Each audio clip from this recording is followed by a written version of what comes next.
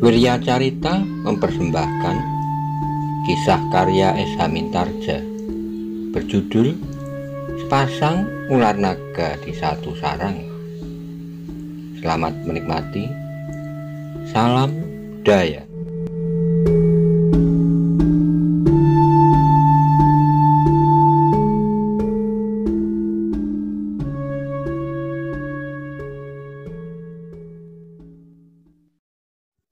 Monggo kula aturi subscribe, like, komen, saha share. Matur nuwun.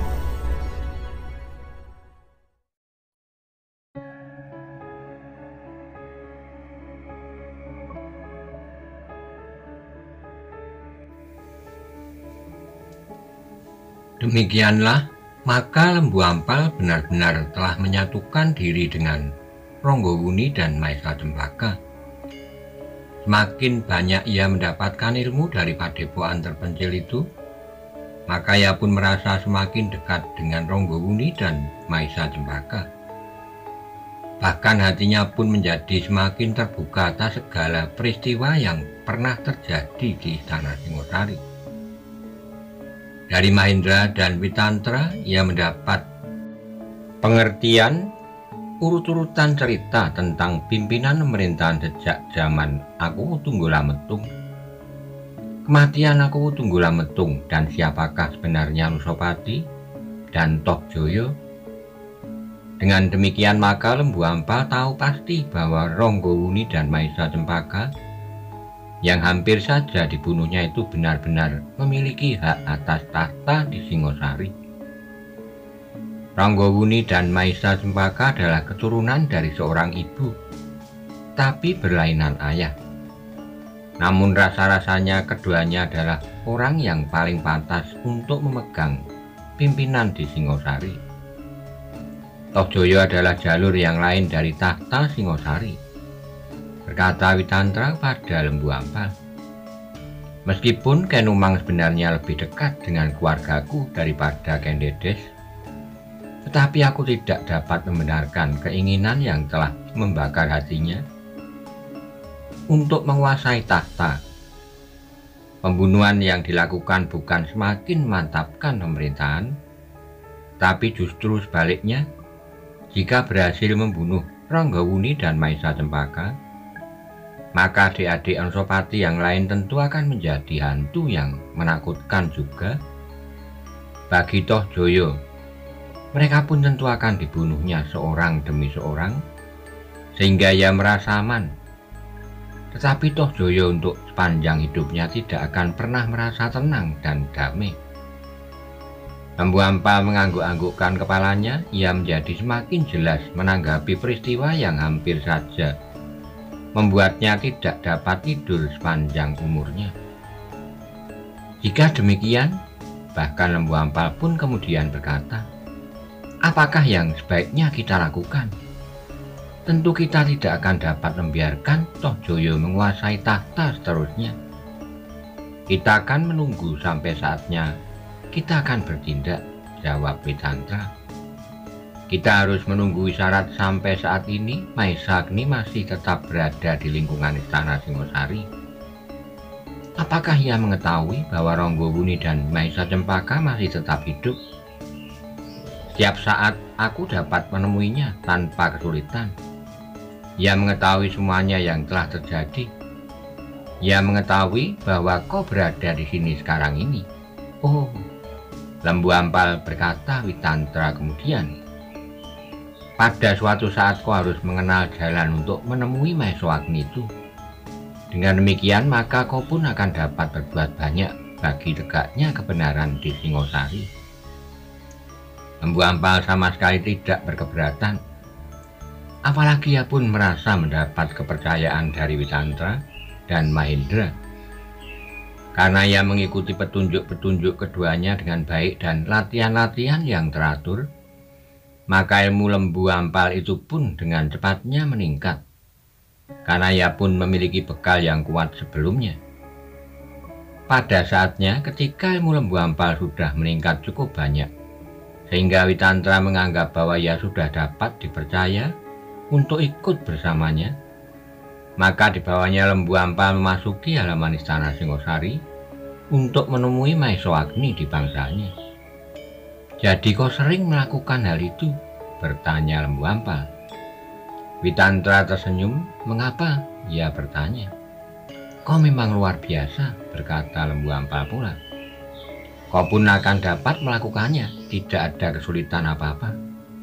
Mudah-mudahan aku tidak mengganggumu. Jika aku memiliki ilmu setinggi ilmumu, aku tidak akan menjadi berdebar-debar.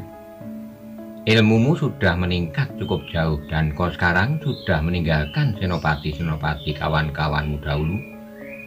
Mungkin para panglima yang sekarang harus berlatih 2-3 tahun lagi untuk dapat dengan mudah menangkapmu." "Ah," desah Lembu Ampal sambil tersenyum pula. Demikianlah dengan hati-hati keduanya melompati dinding halaman. Tidak seorang prajurit pun yang dapat melihat mereka. Karena itu maka mereka pun dapat memasuki halaman tanpa gangguan apapun juga. Lembu Ampal menjadi heran terhadap dirinya sendiri. Dinding yang dahulu disangkanya kokoh, kuat, dan rapat itu ternyata tidak begitu sulit ditembus. "Dinding halaman itu cukup panjang," berkata Witantra, "sehingga sudah barang tentu ada bagian-bagian yang tidak terawasi sepanjang malam. Bahkan jika tidak ada peristiwa yang penting seperti hilangnya Ronggowuni dan Maisa Cempaka, para prajurit menjadi semakin lengah. Di siang hari pun kita akan dapat memasuki halaman ini dengan aman." Lembu Ampal kini tidak dapat membantah lagi. Ia sendiri sudah berhasil masuki halaman istana dengan mudah. Bahkan tanpa Witantra pun ia merasa bahwa ia akan dapat melakukan tugas baik-baiknya jika ia harus menjumpai Maeswagni.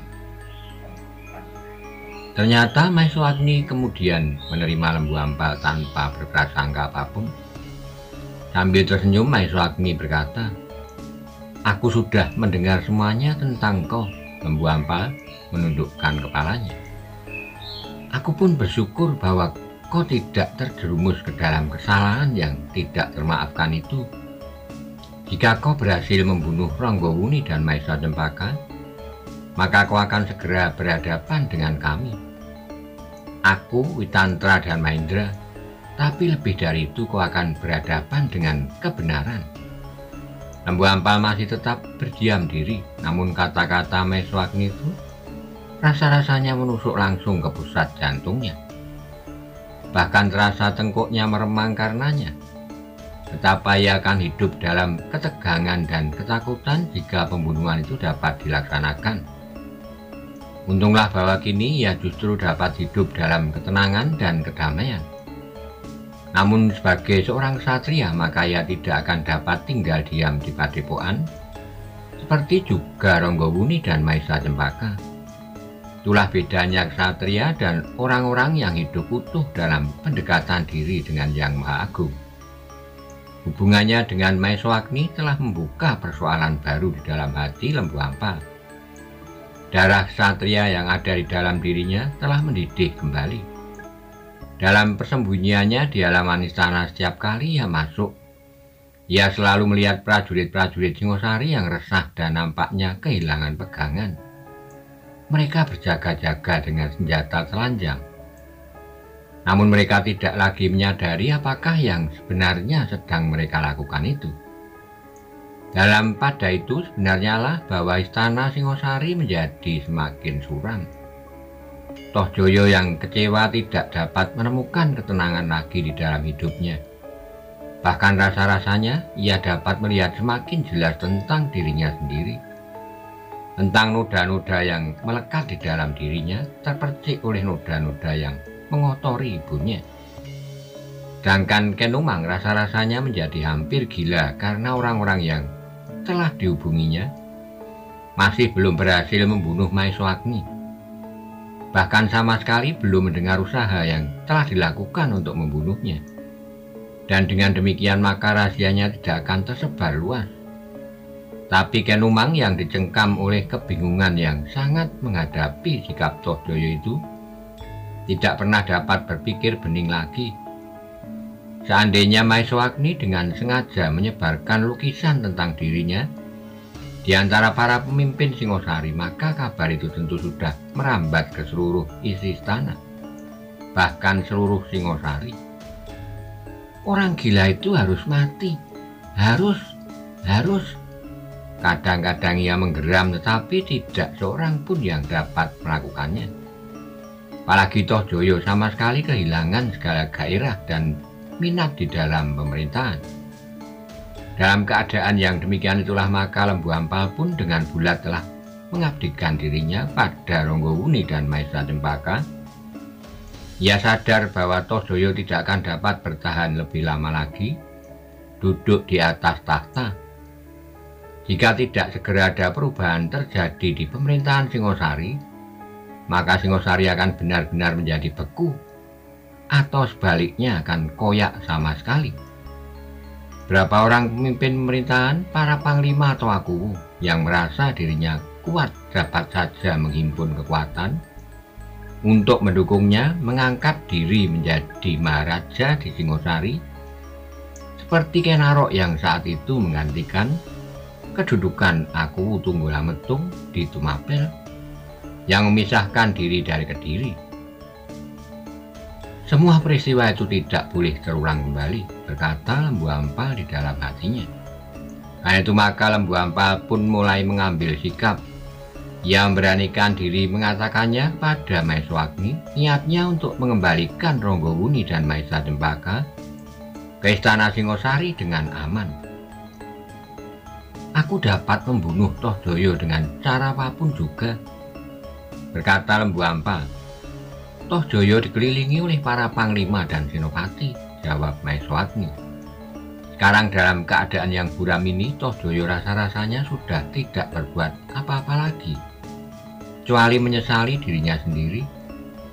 Berapa orang panglima dan pemimpin pemerintahan mencoba untuk menyelamatkan Singosari dari kehancuran. Mereka mencoba melakukan tugas Tohjoyo sebaik-baiknya. Mereka merasa wajib karena merekalah yang pernah mendukung Tohjoyo, sehingga Tohjoyo berani mengambil tindakan untuk membunuh Anusapati. Tetapi aku akan dapat menembus mereka, sahut Lembu Ampal. Namun Maeswagni menggelengkan kepalanya, katanya, jangan kau keruhkan lagi Singosari dengan pembunuhan. Jadi kau boleh berusaha mengembalikan Ronggowuni dan Maesa Cempaka.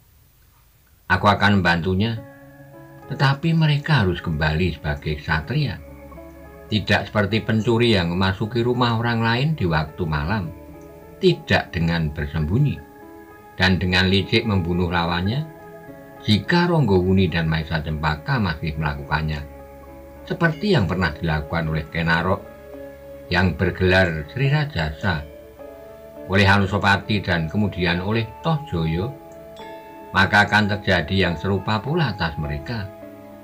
Lembu Ampal mengangguk-anggukkan kepalanya, katanya kemudian, aku mengerti, tapi aku belum menemukan jalan yang paling baik untuk melakukannya. Kau tidak sendiri, ada Witantra, ada Mahindra, dan ada aku di sini. Kita akan dapat berbicara untuk menentukan sikap. Namun sementara itu kita tidak boleh melupakan Kenumang yang tentu tidak akan tinggal diam. Ia tentu tidak akan mau kehilangan anak laki-lakinya, meskipun ia tidak mati, karena anak laki-lakinya itu tidak lagi berbuat sesuatu. Dan ia tentu tidak akan mau kehilangan kedudukannya sebagai Bunda Maharaja di Singosari, sebagai perempuan yang paling terhormat, dan karena itu pula ia tidak pernah memikirkan apakah anak laki-lakinya akan mengawini seorang permaisuri, tapi akan segera terdesak oleh kedudukan menantunya itu.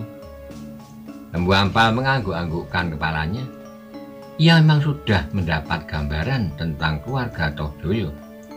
Ibundanya yang tamak dan dicengkam oleh nafsu yang berlebihan. Tohjoyo yang manja dan perajuk, yang mula-mula merasa dirinya adalah orang yang paling kuat di muka bumi, namun yang kemudian bagaikan terlempar ke dalam lembah kehinaan setelah ia mengetahui tentang dirinya sendiri. Dengan demikian maka ia pun menjadi seorang yang rendah diri dan merasa tidak berharga. Namun untuk menyembunyikan perasaan itu, maka Tohjoyo adalah seorang yang hampir gila. Ia adalah pemarah tiada taranya yang dengan berlebihan minta dihormati dan dijunjung tinggi sebagai seorang Maharaja Singosari. Namun dalam pada itu ia sudah tidak dapat berbuat apapun lagi dalam pemerintahannya. Karena itulah maka seisi istana dan para panglima serta pemimpin pemerintahan menjadi kebingungan. Mereka sebagian telah menyesal bahwa mereka mendukung Tohjoyo menduduki pemerintahan dan jabatan tertinggi di Singosari. Meskipun Tohjoyo tidak ingkar dan memberikan kedudukan, pangkat, dan harta benda seperti yang pernah ia janjikan apabila ia berhasil menduduki tahta Singosari. Namun Tohjoyo sendiri kemudian sama sekali telah kehilangan dirinya sendiri.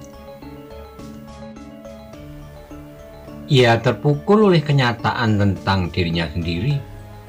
Para pemimpin itu pun saling berbisik, yang disembunyikan itu justru bagaikan terungkapkan karena sikap Tohjoyo sendiri, sehingga memancing orang tua-tua untuk mulai berbicara berbisik tentang dirinya. Dalam keadaan yang kalut itulah Lembu Ampal mulai mencoba berbuat sesuatu untuk mengembalikan hak atas tahta Singosari pada Ronggowuni dan Maisa Cempaka. Kenyataan yang dihadapinya adalah bagaikan hitam dan putih. Jika ia memperbandingkan sifat dan watak Tohjoyo dengan Ranggowuni dan Maisa Cempaka, Tohjoyo yang dicengkam oleh nafsu dan Ranggowuni dan Maisa Cempaka yang dibijaksana. Atas petunjuk Maisa Agni, maka Lembu Ampal pun mulai mempersiapkan segala sesuatunya. Tidak di halaman istana tetapi di perdukuhan terpencil di luar kota, dan justru di garis yang menghubungkan Singosari dengan Kediri. Pasukan Singosari di Kediri akan dapat dipergunakan sebaik-baiknya, berkata Maisa Agni. Tapi apakah Tuan akan keluar dari halaman istana dan langsung berada di tengah-tengah kami? Tidak, aku akan tetap berada di halaman istana. Aku sudah memperkuat kedudukanku.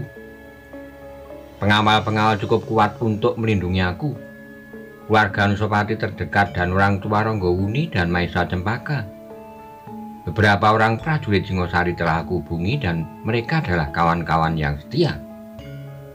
Apakah kedudukan mereka mirip dengan kedudukanku? Maksudmu? Mula-mula berpihak pada Tuanku Tohjoyo, namun kemudian menyadari kekeliruan diri. Maisa Agni tersenyum, katanya, mungkin, tetapi ada di antaranya yang sejak semula tidak berpihak padanya. Hanya karena kedudukannya sebagai prajurit sajalah yang membuat mereka untuk sementara berdiam diri. Lembu Ampal merenung sejenak, kemudian sambil mengangguk-angguk kecil, ia berkata, barangkali aku akan dapat segera memulainya. Aku akan keluar dari kota ini dan mencoba membuat kedudukan yang mantap bagi Tuanku Ranggowuni dan Maisa Cempaka di jalur lurus antara kota Singosari dan Kediri. Biarlah Ranggowuni dan Maisa Cempaka untuk sementara tetap di padepokan tersembunyi itu. Oh, baiklah, semuanya akan aku coba sebaik-baiknya. Mudah-mudahan kau akan berhasil. Di sini aku tidak akan dapat melepaskan tanggung jawabku atas Kendedes yang semakin tua dan sakit-sakitan. Ibu Ranggowuni dan kedua orang tua Maisa Cempaka, kemudian adik-adik Anusapati yang lain, yang lahir dari Kendedes dan Sri Rajasa. Demikianlah mereka telah membagi pekerjaan. Tugas Maisa Agni bukanlah tugas yang ringan. Tapi Maisa Wongateleng dan adik-adiknya tidak tinggal diam. Betapapun kecilnya mereka masih juga mempunyai pengaruh. Bahkan pengikut Ken Arok yang bergelar Sri Rajasa, ada yang menganggap bahwa Maisa Wongateleng mempunyai hak yang lebih banyak dari Tohjoyo yang hanya karena dukungan yang kuat tiba-tiba saja telah merampas hak atas tahta Singosari. Sementara itu Ken Umang masih tetap bernafsu untuk membunuh Maisa Agni. Berapa orang yang setia kepadanya telah memberikan keterangan bahwa berbahaya sekali untuk bertindak dalam keadaan seperti itu.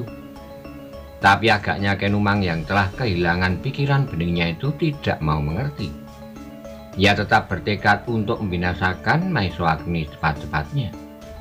"Sukar untuk melaksanakan saat ini," berkata Pranaraja.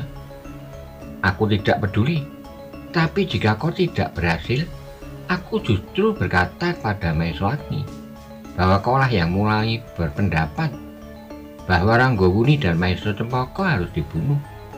Kau akan ingkar Tohjoyo adalah anakku." Ia mengatakan apa saja yang diketahuinya dan dihayatinya selama ia megang pemerintahan dengan bijaksana seperti ini. Ancaman itu memang membuat Pranaraja menjadi bingung. Jika demikian maka nyawanya tentu terancam. Keadaan di istana Singosari agaknya lambat laun sudah berubah. Kesetiaan pada Tohjoyo sudah mulai goyah, bukan karena Tohjoyo tidak memenuhi janjinya pada orang-orang yang membantunya, tapi ternyata hati Tohjoyo sangat lemah. Di saat terakhir yang dapat dilakukan tidak ada lain kecuali hanya marah-marah saja. Ia sama sekali tidak lagi menghiraukan perkembangan Singosari, apalagi peningkatan hidup rakyatnya. Usaha beberapa orang perwira yang merasa sudah terlanjur mendukung Tohjoyo agaknya tidak begitu banyak membawa hasil. Bahkan kadang-kadang Tohjoyo sendiri menolak setiap pendapat yang diajukan oleh para panglima dan senopati untuk mengatasi keadaan.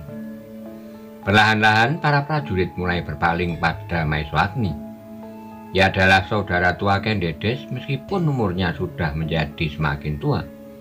Tapi ia masih tetap seorang yang tidak ada duanya di dalam istana Singosari.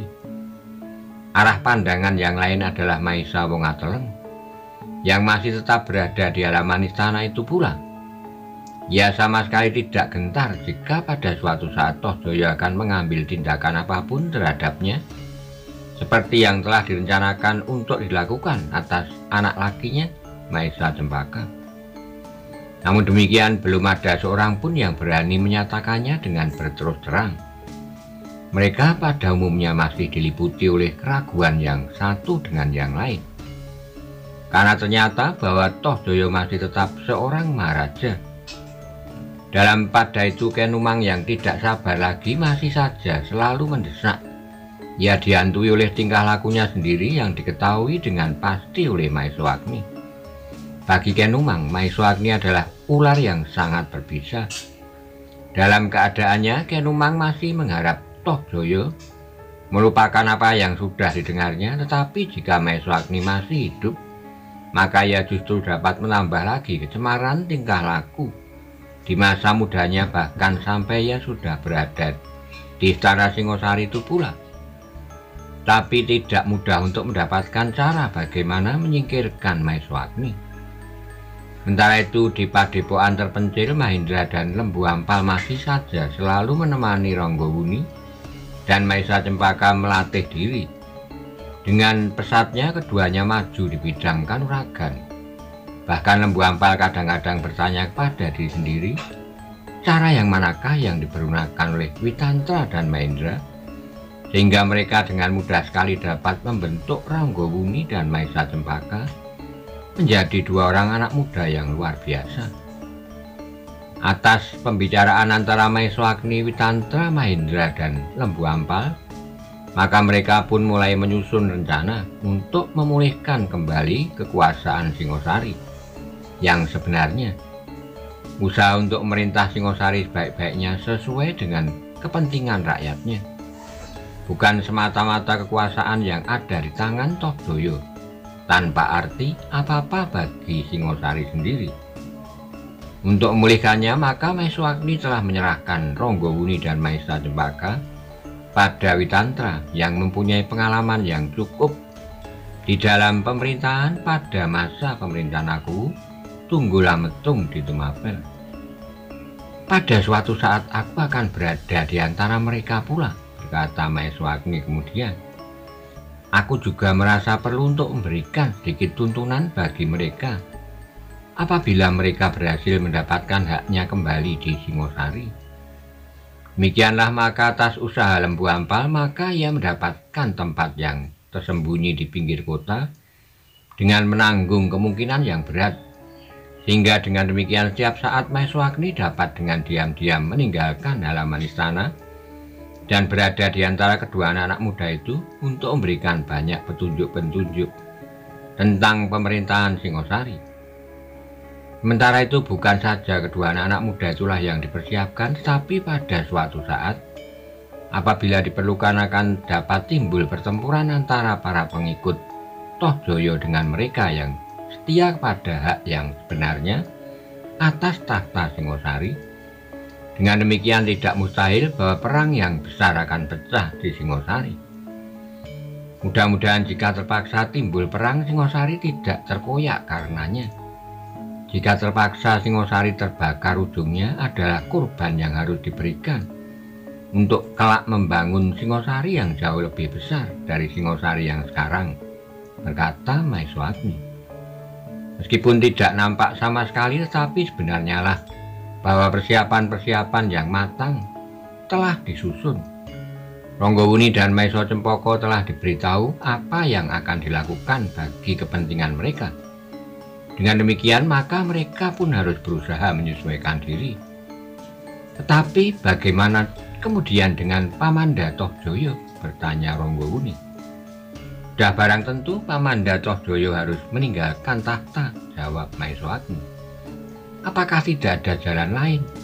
Aku tidak sampai hati melihat Pamanda Tohjoyo terusir dari kedudukannya. Maeswagni mengerutkan keningnya. Aku tahu bahwa Pamanda Tohjoyo telah berbuat curang atas ayahanda. Tetapi Pamanda Tohjoyo belum cukup lama menikmati hasil perjuangannya. Maeswagni mandang kedua anak-anak muda itu dengan seksama. Ia melihat perasaan Maesa Cempaka yang tidak banyak bedanya dengan perasaan Ronggowuni atas pamandanya Tohjoyo.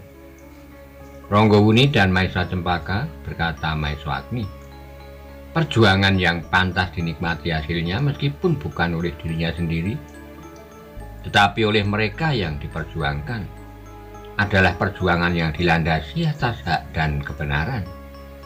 Dan perjuangan yang pernah dilakukan oleh pamandamu Tohjoyo adalah perjuangan yang semata-mata dilandasi oleh nafsu dan ketamaan. Karena itu maka sekarang yang telah dicapainya sama sekali tidak bermanfaat bagi Singosari, bahkan akhirnya tidak bermanfaat bagi dirinya sendiri. Tetapi Paman, Ronggowuni masih menjawab, Pamanda Tohjoyo tentu tidak akan begitu saja melepaskan tahta Singosari. Sehingga apakah dengan demikian tidak akan berarti peperangan yang sukar dikendalikan lagi? Memang mungkin peperangan itu dapat terjadi, Ronggowuni, tapi pengorbanan itu harus diberikan untuk kepentingan Singosari sekarang. Karena jika kita membiarkannya lebih lama lagi, maka keadaan akan menjadi semakin parah bagi Singosari. Apakah tidak ada harapan Pamanda Tohjoyo memperbaiki keadaan ini? Maeswagni menggelengkan kepalanya, jawabnya, tidak akan ada kesempatan lagi bagi Tohjoyo selain manjakan nafsu. Apalagi di belakang Tohjoyo berdiri Ken Umang, seorang yang benar-benar dikendalikan oleh ketamakannya. Karena itu kau berdua harus segera mulai. Jika kau berdua terlambat, mungkin keadaannya akan menjadi jauh berbeda. Rakyat dan prajurit yang sudah jemu melihat cara Tohjoyo memerintah akan mudah sekali terpengaruh oleh harapan-harapan baru bagi mereka. Jika pada suatu saat seorang senopati atau seorang akuwu bangkit mendahuluimu, maka semua kejemuan akan segera tertumpah pada harapan yang belum pasti dapat menumbuhkan kecerahan bagi Singosari. Bahkan mungkin budi yang luhur akan ditelan oleh nafsu ketamaan yang lain.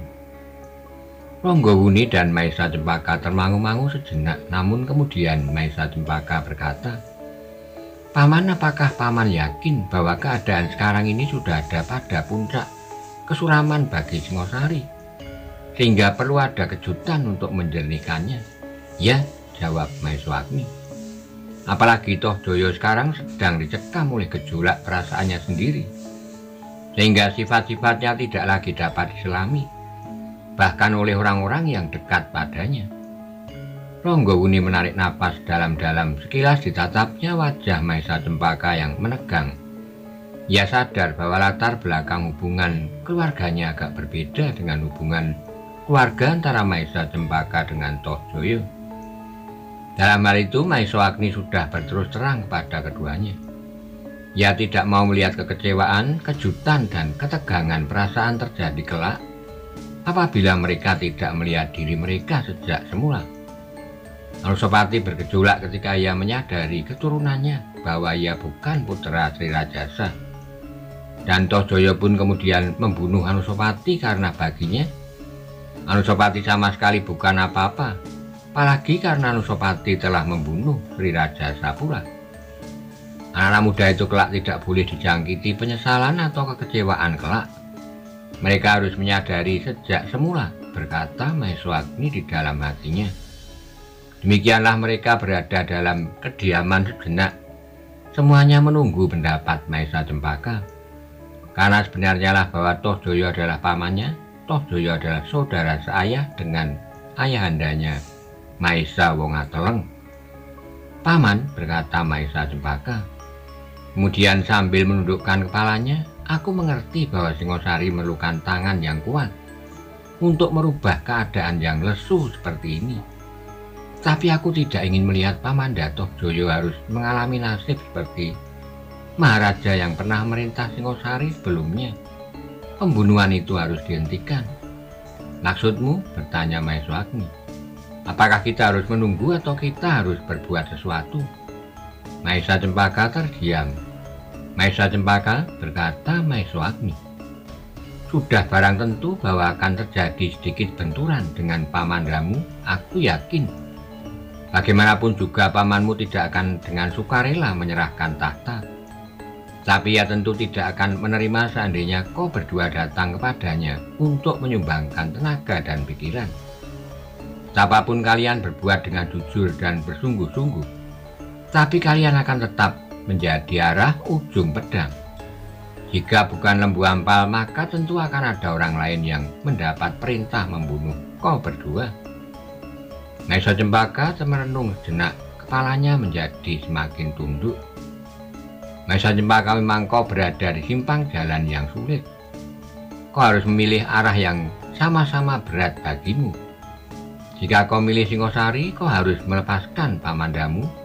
Tapi jika kau milih pamandamu Tohjoyo, maka keadaan Singosari tidak akan tertolong lagi. Perlahan-lahan Maesa Cempaka mengangkat kepalanya, kemudian perlahan-lahan pula kepalanya terangguk lemah. Katanya dalam nada yang dalam, aku mengerti paman, memang aku tidak akan mendapat memilih selain bagi Singosari. Maesa Agni menarik napas dalam-dalam, katanya. Memang sangat berat untuk memilih, tapi dengan jiwa besar. Kau sudah menyebutnya.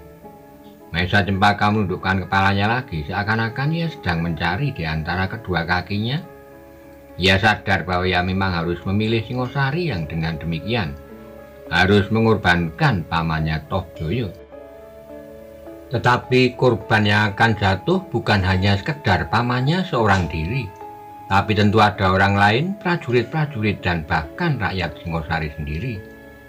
Meskipun demikian, jalan itu harus ditempuh karena ya tidak ada jalan lain bagi keselamatan dan keutuhan Singosari. Demikianlah maka Ronggowuni dan Maesa Cempaka sudah bertekad untuk menegakkan Singosari. Meskipun korban yang diserahkan adalah cukup besar bagi mereka, yaitu Pamanda Tohjoyo.